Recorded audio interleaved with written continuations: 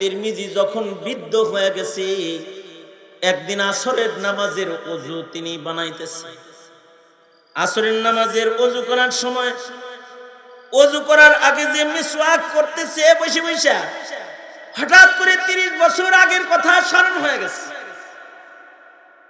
বুড়া বয়সে হাকিম তিরমিজি বসে বসে চিন্তা করতেছে, হায় রে, আল্লাহ পাকের একটা নাম সত্তার, আল্লাহ পাকের একটা নাম গফফার।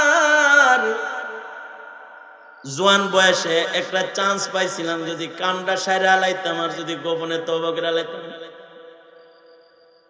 বুড়া বয়সে পেছনের যৌবনের কথা স্মরণ করে একটা কল্পনা আইছে, হায় রে, পায়া চান্স হারায় আলাইছিলাম রে, কামটা করি নাই। এই কল্পনা আসার সাথে সাথে হাকিম তিরমিজি ইস্তেগফার করেছেন। কিন্তু হাকিম তিরমিজি নিজেকে নিজে ধিক্কার দিতেছেন, কত জঘন্য খারাপ তুই হইছ। যৌবনকালে তাকওয়া ভালো ছিল, তখন পরনারী ঘরে পায়া তারে তাকায় দেখোস নাই, আর 30 বছর পরে বুড়া বয়সে পেছনের কথা কল্পনা করস, তোর দিল কত খারাপ হইছে। যা মসজিদে যা, তওবা কর। হাকিম তিরমিজি মসজিদে যায় কান্দে, খানা দানা বন্ধ হয়ে গেছে।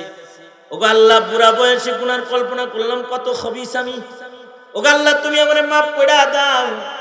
কান্না থামে না, আল্লাহর ভয়ে খানা পিনা খাওয়াও বন্ধ হয়ে গেছে।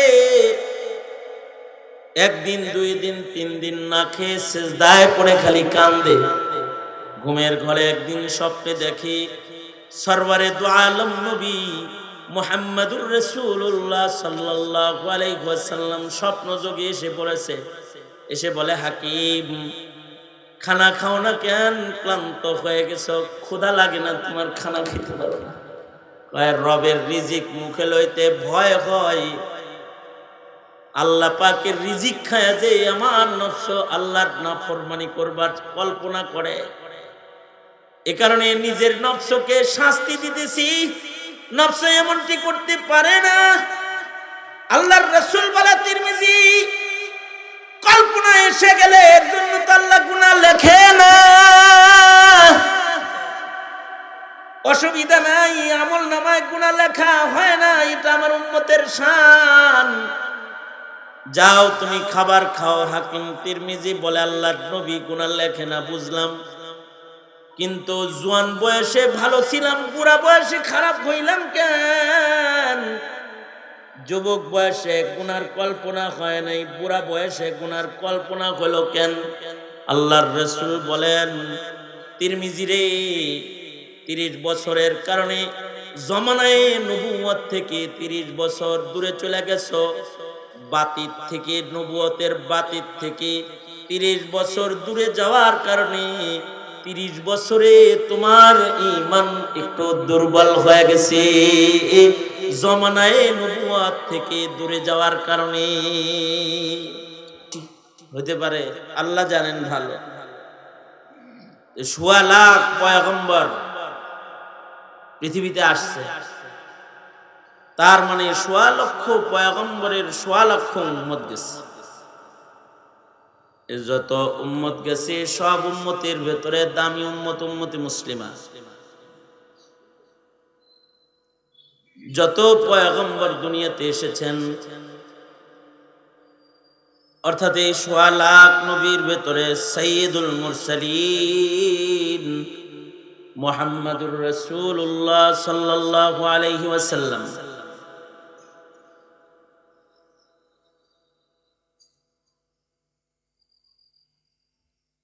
তিনশতের উপরের রাসূল, বড় বড় 4 জন রাসূল, 100-র উপরে কিতাব, তার ভিতরে বড় বড় 4টি কিতাব। এর ভেতরে সবচেয়ে দামি কিতাবওয়ালা উম্মত, সবচেয়ে দামি নবীর উম্মত হলো উম্মতে মুহাম্মাদি, মুহাম্মদুর রাসূলুল্লাহ সাল্লাল্লাহু আলাইহি ওয়াসাল্লামের উম্মত। আল্লাহর রাসূল বলেন, হে আমার উম্মতেরা, আমি নবীদের শ্রেষ্ঠ, তোমরা উম্মতদের শ্রেষ্ঠ। নবী বলেন নবীদের ভেতরে আমার দাম বেশি আর উম্মতদের ভেতরে তোমাদের মূল্য বেশি। এ কারণেই আসছে তো উম্মত হিসেবে সবার পরে, ইকো বন্ধ করো, আসছে তো সবার পরে, আসছি আমরা সবার পরে, কিন্তু জান্নাতের ভেতরে প্রবেশ হবে সবার আগে। এই উম্মত জান্নাতে যাবে সবার আগে। মোস্তফা আল হুসাইনি রহমতুল্লাহ আলাইহি বাংলাদেশের মশহুর এক মুফাসসিরে কোরআন ছিলেন। উনি উপমা দিয়ে বুঝাইতেন, কান যেমন ঘুমায় সবার পরে কিন্তু উঠে জাগ্রত হয় সবার আগে। মানুষ যখন ঘুমায় তো মানুষের চোখ সবার আগে ঘুমায়, অর্থাৎ চোখ বন্ধ হয় সবার আগে। চোখ বন্ধ করলেই ঘুম হয় না, যতক্ষণ না পর্যন্ত অন্যান্য অঙ্গগুলো না ঘুমায় যাবে। একটা সময় মানুষের চোখের সাথে সাথে হাতও ঘুমায়া যায়। কথা কইতে কইতে ঘুমাইছে, চোখ বন্ধ করে মোবাইলে কথা বলতেছে, এক সময় তার জবান ঘুমায়া যায়, কথা বন্ধ হয়ে যায়। অঙ্গের ভেতরে সবার পরে যে ঘুমায় তার নাম হলো কান। কান ঘুমায়া গেলে মানুষের ঘুমটা গভীর ঘুম হয়। এই কান যদি জাগ্রত থাকে তাহলে ঘুমের ঘরেও মানুষ কথাও শোনে। অনেক সময় দেখবেন ঘুমাইতেছে, নাক ডাকার আওয়াজ হইতেছে, কিন্তু ঘুমের থেকে উঠে কয় তুই আমার বদনাম করলি কেরে। তার মানে তার চোখ ঘুমাইলেও তার কান ঘুমায় নাই। কান যেমন ঘুমাইছে সবার পরে, কিন্তু বলুন তো মসজিদের আজান কে শুনেছে? চোখে শুনছে, হাতে শুনছে, অন্য কোনো অঙ্গ টের পাইছে নাকি কানে টের পাইছে? ঘরের ভেতরে বিড়াল হাঁটতেছে, তাকের উপর থেকে একটা পাতিল ফেলে দিয়েছে, তো কানে আওয়াজ শুনছে, কান সব অঙ্গরে জাগাইছে। কি হইল? কান ঘুমাইছে সবার পরে কিন্তু জাগ্রত হয়েছে সবার আগে। উম্মতে মুহাম্মাদি এমন একটা পাওয়ারফুল উম্মতের নাম, যারা পৃথিবীতে আসছে সবার পরে, কিন্তু তাদের জান্নাতের প্রবেশ হবে সবার আগে। কারণ এরা খায়রুল উমাম, উম্মতের ভেতরে শ্রেষ্ঠ। যত উম্মত আছে তার শ্রেষ্ঠ উম্মতে মুহাম্মাদি। কিয়ামত পর্যন্ত উম্মতে মুহাম্মাদি যত আসবে, নবীজির যুগ থেকে শুরু করে কিয়ামত পর্যন্ত যত উম্মত উম্মতে মুহাম্মাদি হিসেবে আগমন করবে, এর ভেতরে সবচেয়ে দামি উম্মতে মুহাম্মাদির জামাতের নাম হলো সাহাবায়ে কেরাম রিজওয়ানুল্লাহি আলাইহিম আজমাইন। সাহাবীদের চাইতে দামি পৃথিবীর কোন নবীর উম্মতের ভেতরেও নেই। সকল নবীর, সকল সাহাবীদের চাইতে আমাদের নবীর সাহাবীদের মর্যাদা আল্লাহর কাছে বেশি। এই কারণে আল্লাহ তাআলা সাহাবায়ে কেরামদের উপরে যে রাজি, দুনিয়াবাসীকে কোরআনে কারীম দিয়া আল্লাহ তাআলা জানায়া দিয়েছেন রাদিয়াল্লাহু আনহুম ওয়া রাযু আনহু। আল্লাহ তাআলা সাহাবীদের উপরে রাজি আর সাহাবীরা আল্লাহর উপরে রাজি। সাহাবী সম্পর্কে কিছু আকীদা, নবী সম্পর্কে যেমন কিছু আকীদা আছে, সাহাবী সম্পর্কেও কিছু আকীদা আছে। নবী সম্পর্কেও কিছু বিশ্বাস আকীদা যদি মুমিনের মজবুত না হয়, তো মুমিনের ঘরে জন্মেও সে কাফের হয়ে যায়।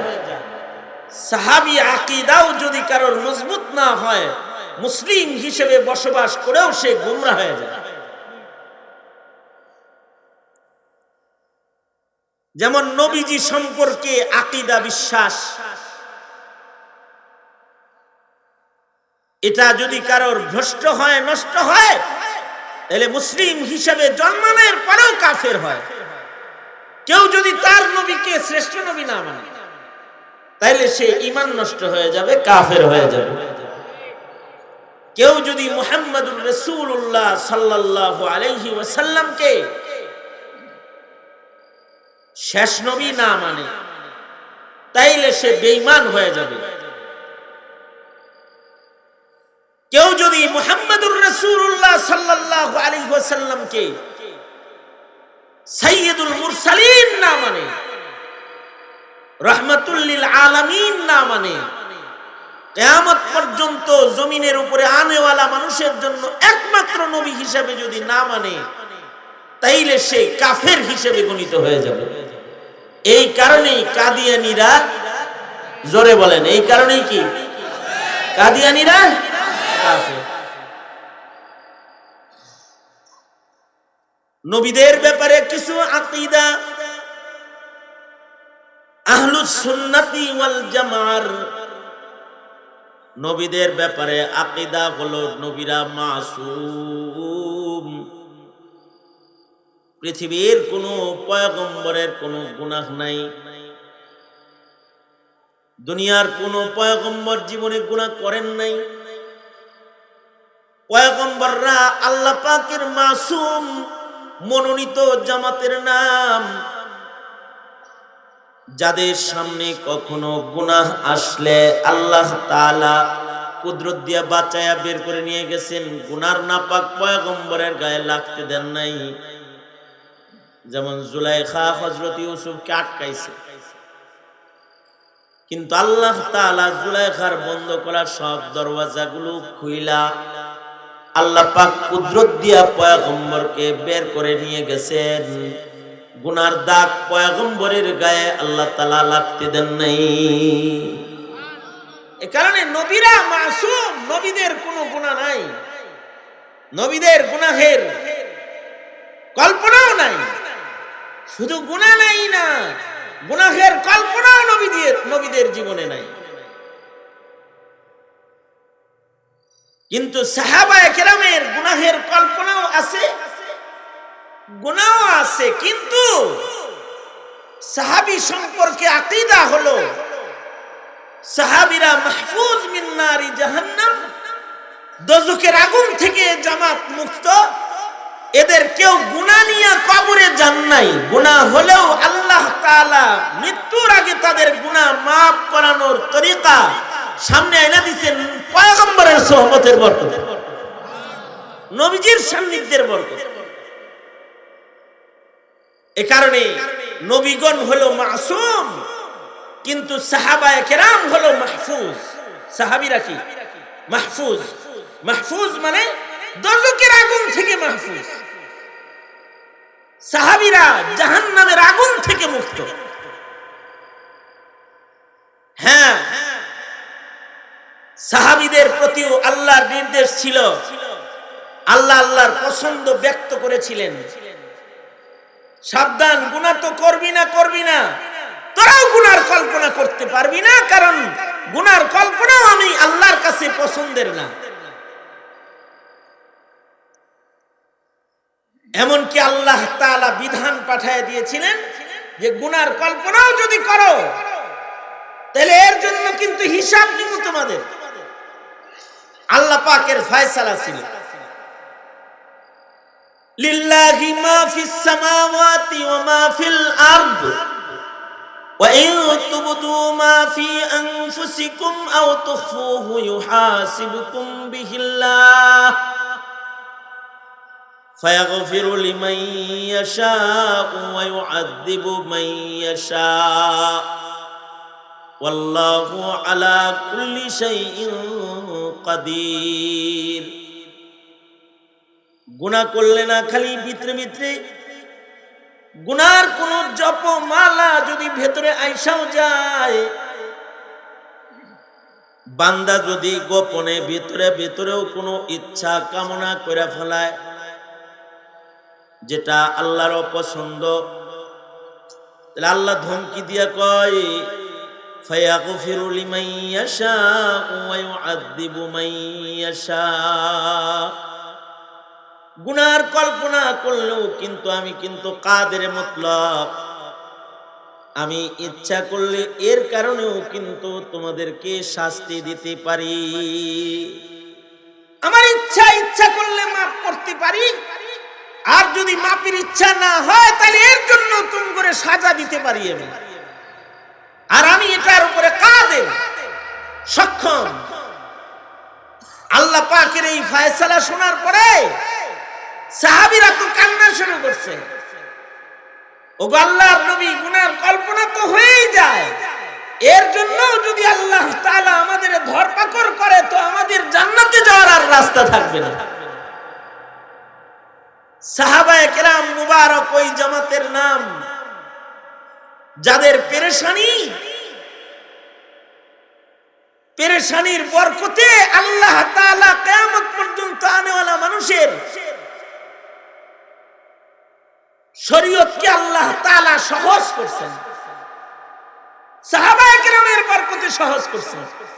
সাহাবীরা যখন বলছে ওগো আল্লাহর নবী, আমাদের তো গুনার কল্পনা হয়ে যায়, আল্লাহ যদি এর জন্য আমাদেরকে শাস্তি দেয় তো আমরা যাবো কোন দিকে, জান্নাতে যাবো কেমনে?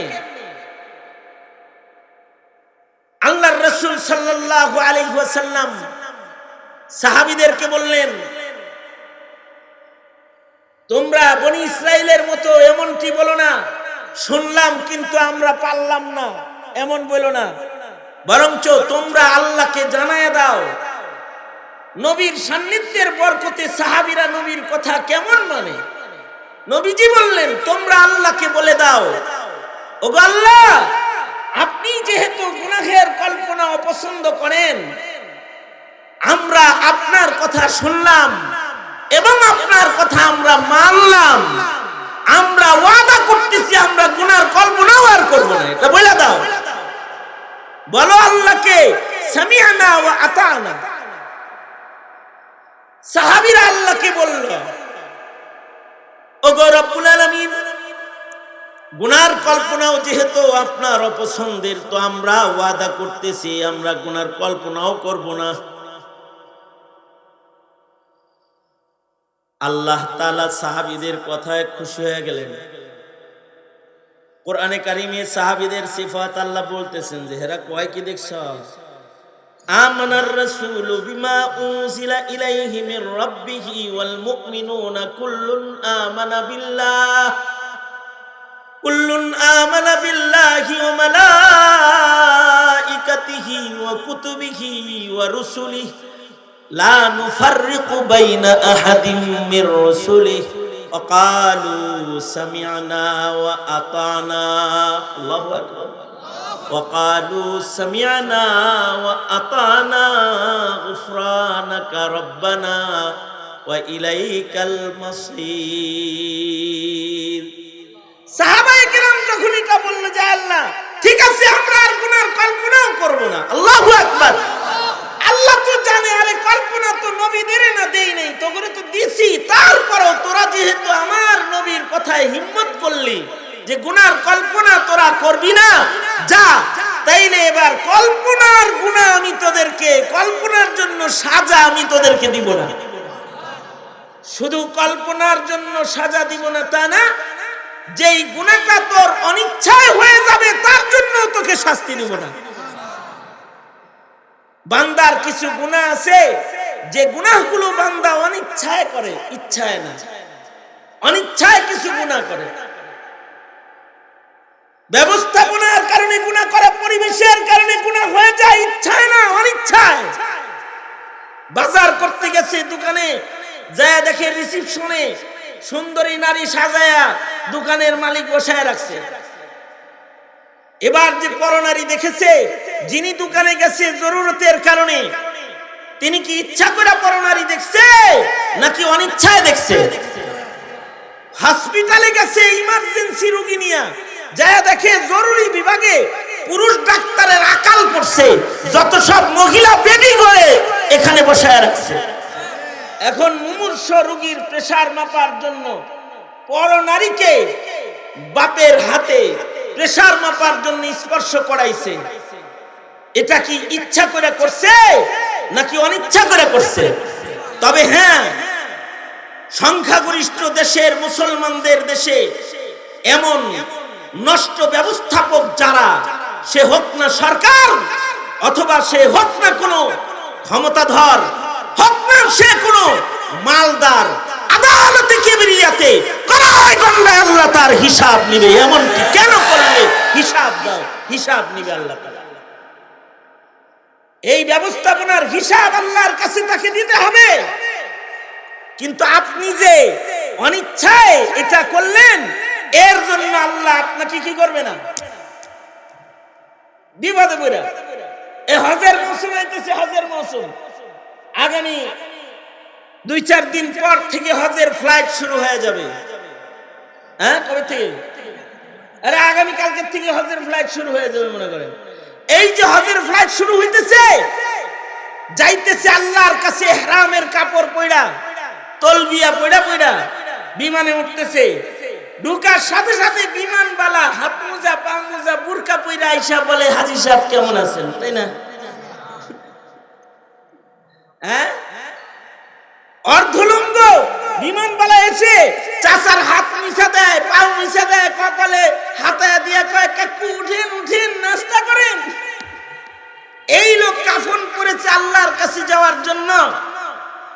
আর দুষ্টরা বিমান ব্যবস্থাপনাকে এমন নষ্ট করে দিয়েছে যে হাজীদের সামনে বেপর্দা বেগানা নারীকে সামনে তার সেবার জন্য বিমানবালা হিসাবে হাজির করে দিয়েছে।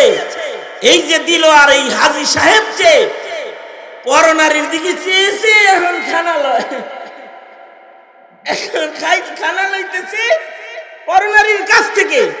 আর একদিকে চেয়ে তো নিতে পারবো না, তাকাইতে হইব তো তার দিকে। নিল তো, নজর নিম্নগামী করলো তো, নজরে ফুজআত যেটা হলো অনিচ্ছায়, এর জন্য আল্লাহর কাছে এই হাজী সাহেবের আসামি হতে হবে, ব্যবস্থাপক আসামি হবে। তাই বলে হাজী সাহেব দিন চায় থাকে লা ইউকাল্লিফুল্লাহু নাফসান ইল্লা বুসাহা লাহা মা কাসাবাত ওয়া আলাইহা মাকতাসাবাত রব্বানা লা তুআখিযনা ইন নাসিনা আও আখতানা রব্বানা ওয়া লা তাহমিল আলাইনা ইসরান কামা হামালতাহু আলাল্লাযীনা মিন ক্বাবলিনা রব্বানা ওয়া লা তুহাম্মিলনা মা লা তাকাতা লানা বিহি ওয়া'ফু আন্না ওয়াগফির লানা ওয়ারহামনা আনতা মাওলানা ফানসুরনা আলাল কওমিল কাফিরিন। আল্লাহ তাআলা ভুলে করলে পরে, অপারগ হয়ে কোনো কিছু করলে দোয়া শিখাইছে, এমনি দোয়া করবা। তাই বলে কিন্তু কল্পনা করান যাবে না, ইচ্ছা কইরা গুনার রাজ্যে ঘোরার চেষ্টা করান যাইব না। দিলের ভিতরে যদি গুনার কল্পনা আইসা যায়, তো নবীজি মুরাকাবা শিখাইছেন, বসে বসে কবরের মুরাকাবা করতে, বসে বসে আজরাইল আইতেছে আমার নিতে, চক্ষু বন্ধ করে মুরাকাবা করবে। আমার দরজায় আজরাইল দাঁড়ায় গেছে, আমারে ধরছে, আমার রূহ কবজ করতেছে, আমার অপরাধের কল্পনা করান যাইব না। এভাবে করে নিজের জেহেনকে শয়তান থেকে সরায়া আল্লাহমুখী করার চেষ্টা করবে। সাথে সাথে জবানে উচ্চারণ করবে আস্তাগফিরুল্লাহ, আল্লাহর কাছে মাপ চাইবে, মহান আল্লাহ মাফ করে দিবে। কিন্তু কল্পনার কারণে গুনাহ লিখবেন না, এমনকি এক হাদিসে আল্লাহর রাসূল বলেন, বান্দা গুনাহ করার পরে যদি কোনো গুনাহ বান্দার হয়ে যায়, দ্বিতীয় আর একটা কবিরা গুনাহ করার আগ পর্যন্ত আগের কবিরা গুনাহ আল্লাহ লেখে না। আল্লাহ তাকায় দেখে, দেখিনি দ্বিতীয়বার কোন কবিরা গুনাহ করার আগে নি আমার বান্দা আমাকে ডেকে বলে আস্তাগফিরুল্লাহ, যদি বান্দা আমার কাছে মাফ চাই তো লা তাকনাতু মির রাহমাতিল্লাহ, ইন্নাল্লাহা ইয়াগফিরুয যুনুবা জামিআ।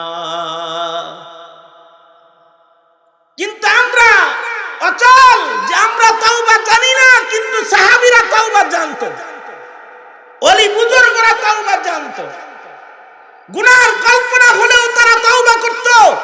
আর আমরা পাপের রাজ্যে বসবাস করেও তাওবা উচ্চারণ করতে পারি না আমরা। আর তাদের গুনাহের কল্পনা হলেও তারা রোনা জারি করত, তাওবা করত। হাকিম তিরমিজি রাহমাতুল্লাহি আলাইহি জমানার এক বড় মুহাদ্দিস ছিলেন হাকিম তিরমিজি। পাশাপাশি ছিলেন চিকিৎসা বিজ্ঞানে পারদর্শী একজন ডাক্তার। ওই সময়ে যখন সায়েন্সের উন্নতি হয় নাই, ওই যুগে তিনি কোন মেডিসিন ছাড়াই সুই সুতা দিয়ে মানুষের শরীর সেলাই করতেন এবং অপারেশন করতেন হাকিম তিরমিজি। এখনো যারা উজবেকিস্তান সফর করতে যায় তারা হাকিম তিরমিজি রাহমাতুল্লাহি আলাইহির অপারেশন থিয়েটার তারা দেখার জন্য মাটির নিচে ঢুকে, মাটির নিচে আইসিইউ বানাইছিলেন হাকিম তিরমিজি রাহমাতুল্লাহি আলাইহি। ওনার তাকওয়া আর আমার এই ঘটনার থেকেও সাহাবায়ে কেরামের মূল্য কেন বেশি এটা আপনাদের বুঝে এসে যাবে। হাকিম তিরমিজি রাহমাতুল্লাহি আলাইহি ওনার যৌবনেতে উনি আলিশান দরজার এক মুত্তাকি ছিলেন। উনি যখন হাকিম হিসাবে এরকম শোহরত পাইছেন আর ওনার ইলম অনেক বেশি, এলাকার এক সুন্দরী মেয়ে হাকিম তিরমিজির প্রেমে পড়ে গেল।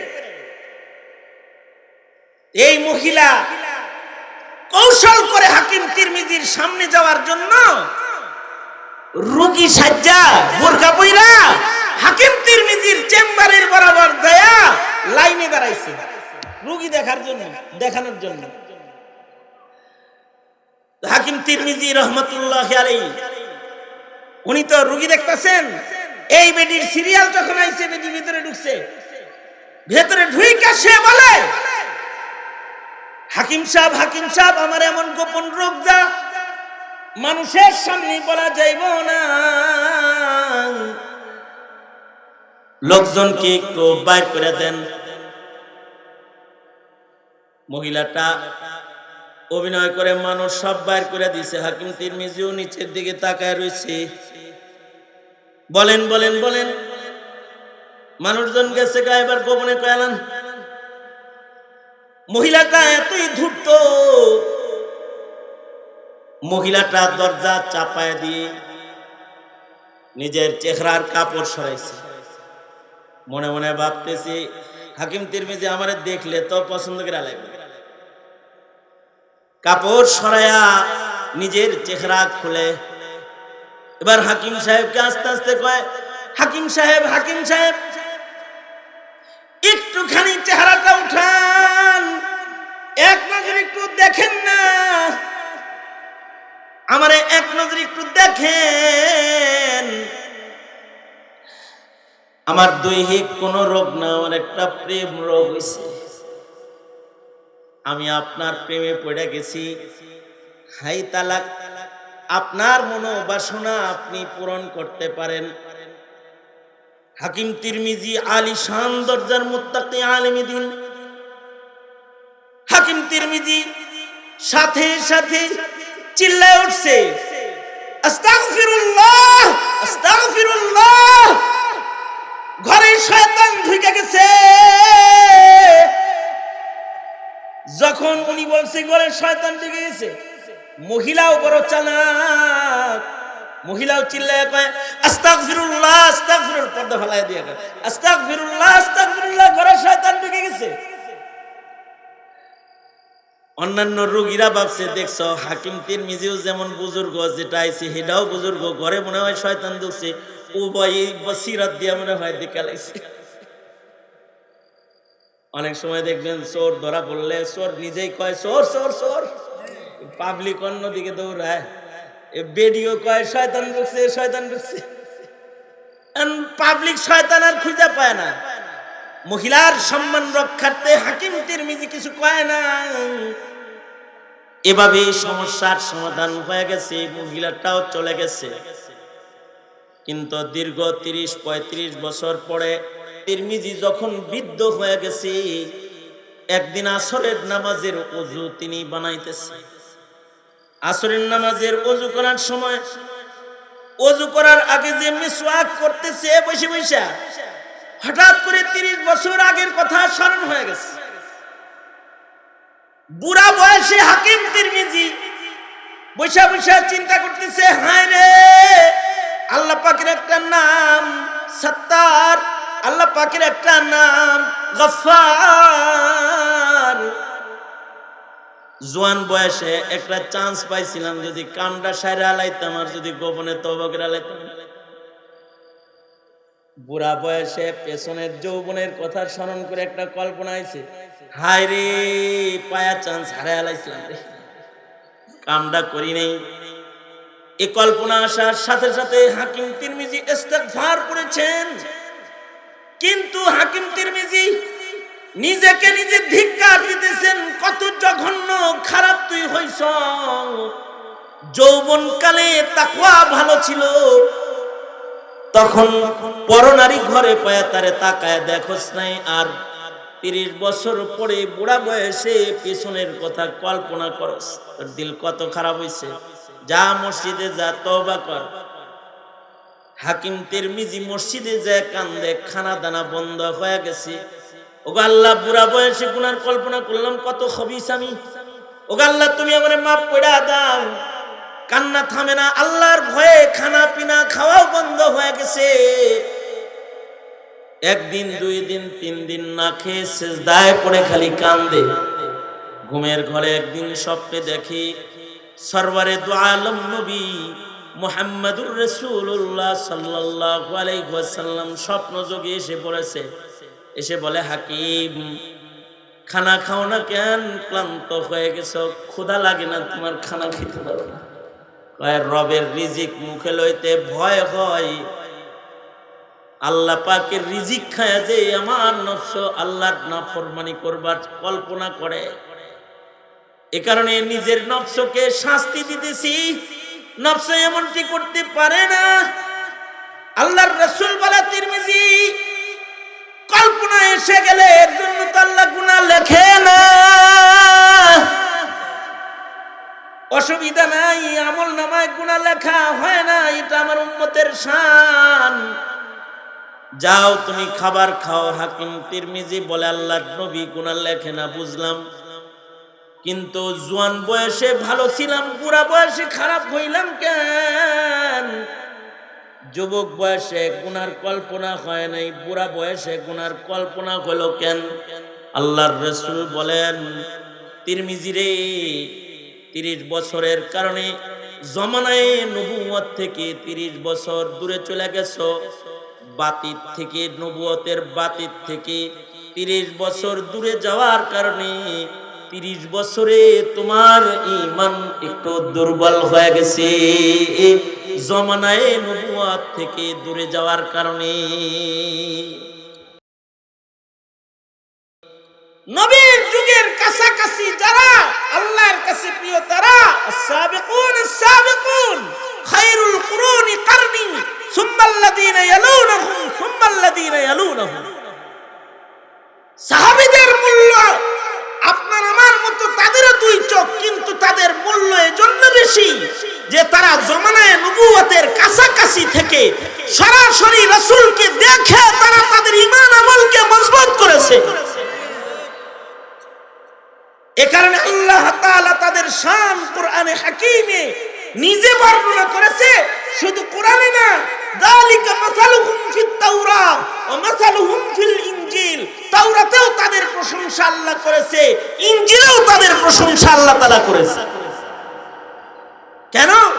তারা নবীর কাছাকাছি থেকে পুখতা ঈমানের মালিক হয়েছে। আমরা তো নামে ঈমানদার, আর সাহাবীরা হলো আসলে কামে ঈমানদার। এ কারণে আল্লাহ তাআলা সাহাবায়ে কেরামের জামাতকে কিয়ামত পর্যন্ত আনেওয়ালা মুসলিম মিল্লাতের জন্য ঈমানের মাপকাঠি বানিয়েছে, যে কিয়ামত পর্যন্ত আনেওয়ালা মুসলমানেরা সাহাবীদের মতো ঈমান আনবে। আমিনু কামা আমানান নাস। সাহাবায়ে কেরামের কিছু গুণ আল্লাহ তাআলা বলেন, মুহাম্মাদুর রাসূলুল্লাহ, মুহাম্মদ সাল্লাল্লাহু আলাইহি ওয়াসাল্লাম আল্লাহর রাসূল, ওয়াল্লাযীনা মাআহু, মুহাম্মাদুর রাসূলুল্লাহ সাল্লাল্লাহু আলাইহি ওয়াসাল্লামের সাহাবী যারা আছে তারা, তাদের কিছু গুণ, আশিদ্দাউ আলাল কুফার, তারা কুফরের বেলায় শক্ত। আমরা গুলো কুফরের ভক্ত। আমাদের দেশের হিন্দুদের পূজা, কাফেরদের পূজা মুসলমান না গেলে জমে না। আপনাদের এলাকার কথা কইতেছি না, আমাদের এলাকার বদনাম করতেছি। কাফের মুশরিকের শিরকের কাম মুসলমান না গেলে জমে না, অথচ মুসলমানের উৎসবে মুসলমান মিলে না। ইলেকশনের দান্দায় সব দুর্বল লাগছে। আজকে ধর্মের কাম করার টাইম নেই, নেক কাজ করার টাইম নাই। কুফরের ভক্ত আর নিজেরা হয়ে গেছে শক্ত, বরঞ্চ নেককার ইমানদারের দুশমন হয়ে গেছে। যারা নেকের কাজ করে তাদেরকে একদল মুসলমানে গালি দেয়। তাদেরই বলে আর কোন কাম পাও না, তালাশ করে এগুলা করন লাগে। এই হলো আমাদের ঈমান। আর তাদের ঈমান হলো আশিদ্দাউ আলাল কুফার রুহামাউ বাইনহুম। তারা কুফরের বেলায় ছিল শক্ত, আপসে ছিল তারা শির ও শক্কর, চিনি আর দুধের মতো মিলে যেত। তারা হুম রুকআন সুজদাই ইয়াবতাগুনা ফাদলাম মিনাল্লাহি ওয়া রিদওয়ানা। তাদেরকে দেখলে দেখা যাইতো তারা সিজদায় আছে, রুকুতে আছে, নামাজে আছে। তাদের ঘরের পাশ দিয়ে গেলে নামাজি তিলাওয়াতের আওয়াজ পাওয়া যেত, আল্লাহু আকবার কাবীরা। তাদের ঘরের পাশ দিয়ে গেলে শেষ রাত্রির কান্নার আওয়াজ পাওয়া যেত, তিলাওয়াতুল কোরআনের আওয়াজ পাওয়া যেত। সিপাই সাপাই খেয়াল করলে দেখা যেত গাছতলায় দাঁড়ায় নামাজ পড়তেছে, বাগানের ভিতরে নামাজ পড়তেছে। তারাহুম রুকআন সুজদাই ইয়াবতাগুনা ফাদলাম মিনাল্লাহি ওয়া রিদওয়ানা। আর আমাদের দিকে তাকাইলে দেখা যায় সিপাই সাপাই খালি ফেসবুক চালাইতেছে, অথবা প্রেমের আড্ডা মারতেছে, অথবা গাঞ্জা বাবা ইয়াবা, কি কথা বলেন ঠিক না ঠিক জোরে বলেন, অথবা বসে বসে গেম খেলতেছে, অথবা নগ্ন ফিল্ম দেখতেছে। এই যুগের মুসলমানদের তাকাইলে দেখা যায় তারা পাপের ভিতরে নিমজ্জিত। আর সাহাবীদের দিকে তাকাইলে দেখা যায় তারা ইবাদতের জন্য উৎসর্গিত। তারাহুম রুকআন সুজদাই ইয়াবতাগুনা ফাদলাম মিনাল্লাহি ওয়া রিদওয়ানা। এই কারণে সাহাবায়ে কেরামের ইবাদত কমানোর জন্য তাবলীগ করা লাগতো, আর আমাগর গুনাহ থামানোর জন্য তাবলীগে যাওয়া লাগে। সাহাবীদেরকে ইবাদত কমানোর জন্য তাদের গাস্ট করা লাগতো, আর আমাদেরকে নামাজ পড়ানোর জন্য সাপ্তাহিক গাস্তে বের করুন লাগে। দইরা মসজিদে লয়া আয় তার একটু নামাজ পড়া।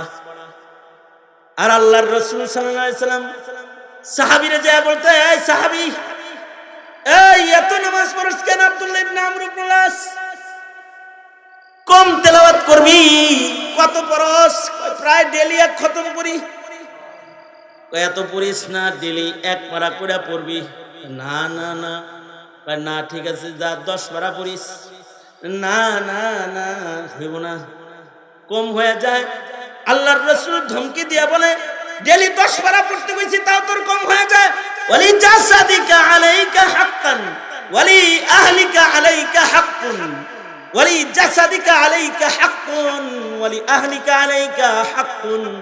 তোর বিবির হক আছে, তোর দেহের হক আছে, তোর পরিবারের হক আছে, এত পড়তে পারবি না, আমি আইন করে দিলাম তোরে। আল্লাহর রাসূল বলে ডেলি রোজা রাখিস না, সাওমে দাউদি রাখিস, অথবা মাসে 3 দিন রাখিস, সপ্তাহে 1 দিন রাখিস, 2 দিন রাখিস। কমানোর জন্য নবী ঘরে যায় গাস্ত করছে, আর আমা করে বাড়িতে যায় ডাইকা আনতে চাইলে কয় হিন্দুর কাছে যাইতে পারেন না, আমি মুসলমান, আমার কাছে আইছেন কেন? তোমার মতো নামের মুসলমান, এমন মুসলমানের কাছে যাওয়া ছাড়া আর কোনো গতি নাই। কারণ নিজের সন্তানের জন্য বাপের মায়া বেশি। 2টা সন্তান আগুনে পড়ছে, একটা পরের সন্তান, একটা নিজের সন্তান। পানিতে পড়ছে 2টা সন্তান, একটা পাশের বাড়ির সন্তান আর একটা নিজের বাড়ির সন্তান। আকল মন্দ কারে আগে তুলবো বলুন তো? পরের ডানে আগে তুলবো না নিজের ডানে আগে তুলবো? কাফেররা যেমন দোজখে যাইতেছে, এই মুসলিম সমাজের বহু যুবক বেনামাজি হয়ে দোজখে যাইতেছে। এই মুসলিম সমাজের বহু যুবক ইয়াবা বাবা খায়া দোজখে যাইতেছে। এই মুসলিম সমাজের বহু যুবক যুবতী বদকার হয়ে দোজখে যাইতেছে। আরে কাফের রে, দোজখ থেকে বাঁচামু আগে পিছে, আগে তো আমার ভাই বাঁচাও। নিজের ভাইরে আগে বাঁচান লাগবে তো, এখানে যায় পিঠাতান লাগে। চলেন চলেন চলেন, নামাজ পড়েন, ইবাদত করেন। আমাদের চেহারার ভেতরে গুনাহের বদবু আছে, আর সাহাবীদের চেহারার ভেতরে নামাজের দাগ আছে। ফি উজুহিহিম মিন আসারিস সুজুদ, তাদের চেহারার ভেতরে সিজদার দাগ আছে। তাদের ইবাদত দেখলে কাফের মুশরিকরা রাগান্বিত হয়, শয়তান রাগান্বিত হয়। আর আমাদের গুনাহ দেখলে কাফের মুশরিকরাও আমাদের সমালোচনায় পড়ে যায় আর বলে হায় রে নামের ভুয়া মুসলমান। তবে হ্যাঁ, যাদেরকে ইবাদত করতে ওরা দেখতে পায়, রাগ হয়ে তাদেরকে জঙ্গি বলে গালি দেয়, সন্ত্রাসী বলে গালি দেয়, উগ্রবাদী বলে তাদের গালি দেয়। কারণ তাদের ইবাদত দেখলে তাদের গাত্রদাহ শুরু হয়। ইয়াজিবুজ যুররা আলিয়াযিযা বিহিমুল কুফার, এটা সাহাবায়ে কেরামের সিফাত।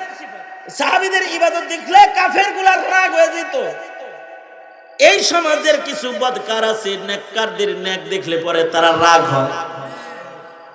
এই রকম ইমানের রং যাদের ভেতরে পাওয়া যাবে, তাদের জন্য আল্লাহর ঘোষণা হলো তাদেরকে আল্লাহ তাআলা মাগফিরাত দিবে, তাদের আল্লাহ তাআলা জান্নাত দিবে। এ কারণে প্রজন্মের সন্তানদেরকে মুসলিম বানাইতে সাহাবায়ে কেরামের জীবনী তাদের হাতে তুলে দিতে, সাহাবীদের ঈমান তাদের সামনে পেশ করুন, হিকায়াতে সাহাবা তাদের সামনে পড়ুন, হিকায়াতে সাহাবা তাদের কানে পৌঁছান, সত্যিকারের ঈমানদারদের চরিত্র তাদের কানে পৌঁছায় দেন। নাটক সিনেমার মাধ্যমে ভ্রষ্টদের ভ্রষ্ট কাজ দেখতে দেখতে প্রজন্ম ভ্রষ্ট হওয়ার পথে, আর উৎকৃষ্ট মানুষদের আলোচনা গোপন হয়ে যাওয়ার কারণে নেককারদেরকে এখন আর মুসলিম সমাজের নব প্রজন্মরা নেককারদের ইজ্জত কদরও করা জানে না। সুতরাং ঈমান যদি কামেল বানাইতে হয়, সাহাবায়ে কেরামের জীবনকে সামনে আনতে হবে, ঠিক কিনা? আমাদের ঘরে ঘরে হিকায়াতে সাহাবা তুলে দিব ইনশাআল্লাহ। বলেন কারা কারা ওয়াদা করলেন? আল্লাহ কবুল করেন, আমিন বলেন। এবং এই মাহফিলকে আল্লাহ তাআলা কবুল করেন। এই প্রচন্ড গরম ইলেকশনের ভেতরে আপনারা যারা দ্বীনি কাজে অংশগ্রহণ করেছেন তাদেরকে আল্লাহ তাআলা কবুল করেন। আল্লাহুম্মা আনতাস সালাম মিনকাস সালাম ইলাইকা আরজিউস সালাম তাবারাকতা রব্বানা ওয়া তাআলাইতা ইয়া যাল জালালি ওয়াল ইকরাম।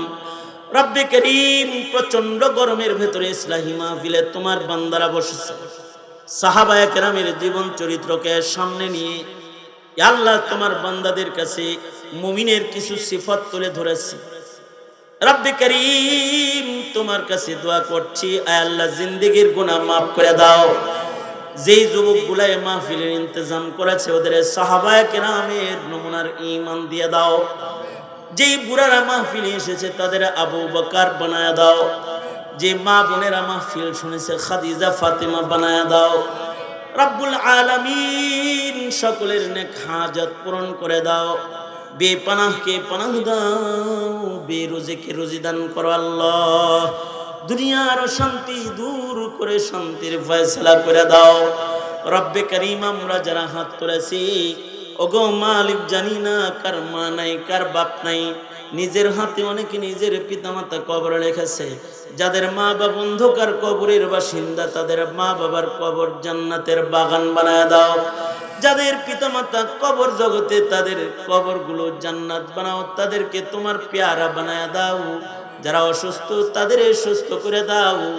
বেপানাহকে পানাহ দাও, বেরুজিকে রুজি দান করো। অশান্তি দূর করে শান্তির ফয়সালা করে দাও আল্লাহ। রব্বুল আলামিন, অনেকেই দোয়া চেয়েছে, সকলের হকে দোয়া কবুল মঞ্জুর করে নাও। ইয়া আল্লাহ, অত্র এলাকায় সুন্নতের হাওয়া চালু করে দাও। হার কিসমের শিরিক আর বিদআত থেকে এলাকাবাসীকে তুমি রক্ষা করো আল্লাহ। রব্বুল আলামিন, আয় মালিক, আমাদের সালাম এই মুহূর্তে মদিনায় তাইবায় নবীর রওজায় পৌঁছায় দাও।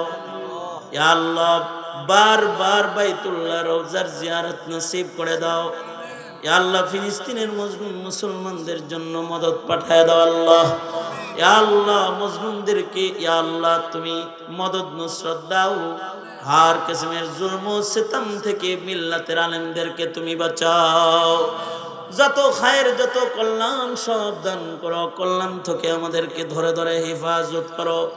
এই মজমাকে কবুল করো।